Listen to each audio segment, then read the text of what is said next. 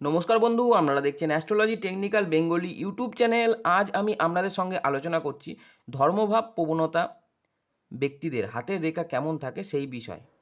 চলুন মেন বিষয় শুরু করি। যারা ধর্মভাব প্রবণতা মানুষ, তাদের হাতের রেখা চিহ্ন কয়েকটি পয়েন্ট আমি বলবো। যারা ধর্মভাব প্রবণতা মানুষ, তাদের হাতের রেখার চিহ্ন কয়েকটি পয়েন্ট।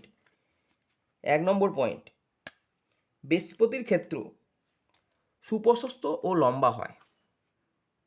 এই ক্ষেত্রটিকে বলা হয় বৃহস্পতির ক্ষেত্র। এই বৃহস্পতির ক্ষেত্র সুপ্রশস্ত ও বড় লম্ব হয়। 1 নম্বর পয়েন্ট, যারা ধর্মভাব প্রবণতার মানুষ হয়। 2 নম্বর পয়েন্ট, অনেক সময় এই ক্ষেত্রে চতুষ্কোণ চিহ্ন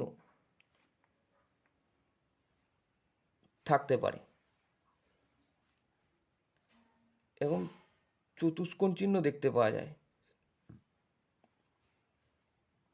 যারা ধর্মভাব প্রবণতার মানুষ হয়, তাদের হাতের রেখায়। 3 নম্বর পয়েন্ট, করতল নরম হয়।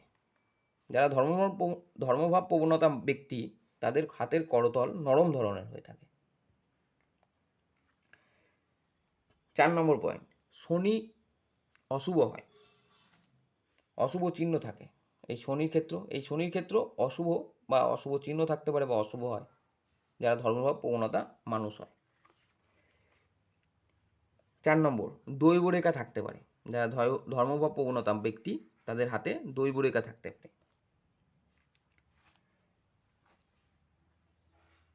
6 নম্বর, হাতের মধ্যে যারা ধর্মভাব প্রবণতা মানুষ, তাদের হাতের মধ্যে মিষ্টি কষ থাকতে পারে। এরকম মিষ্টি কষ থাকতে পারে যারা ধর্মভাব প্রবণতা মানুষ হয়, সেই সমস্ত জাতক ব্যক্তিদের হাতে এই কয়েকটি পয়েন্ট দেখা যেতে পারে।